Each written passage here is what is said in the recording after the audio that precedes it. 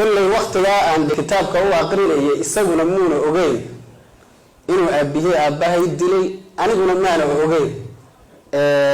وحلكين أنا غريب إلى نقطة منك كنتم سنة كهر واحد لي هدنا إلهي أنتو عمر جيسي أكادية وقت جاء وفتشية إسقي أو أن إسقي لمنين ونولي هاي أنا جينا أن نولا هاي أنت يهلك هيدا كلنا أي نوليهين وإلهي وفتشية إنه إصهر فريستو أو أرنتا إجلها الله تاسع عنيجا إجلسي غريب سنة أبدي مشدي سي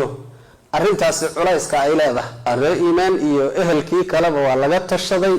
دنا لبدي أهل بيسو يمد هل كاسا أرنتي لو صو أفجره إلا أفيه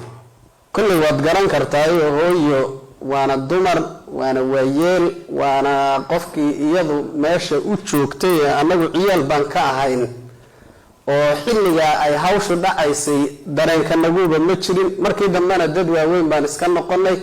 iyadu de waaqacadii bay u joogtay oo dhacdadii bay xusuusatay oo kulay way naga duwanayd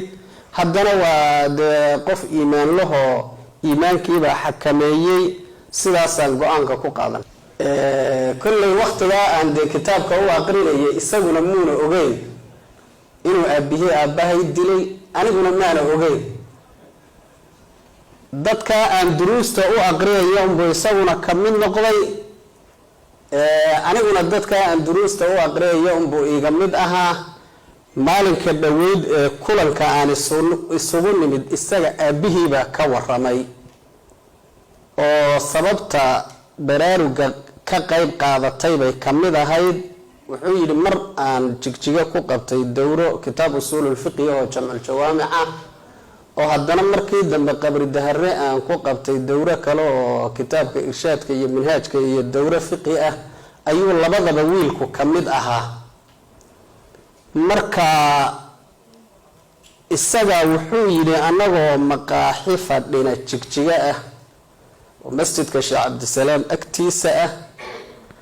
ayaa waxa la soo hadal qaaday sheekhan iyo taariikhdiisa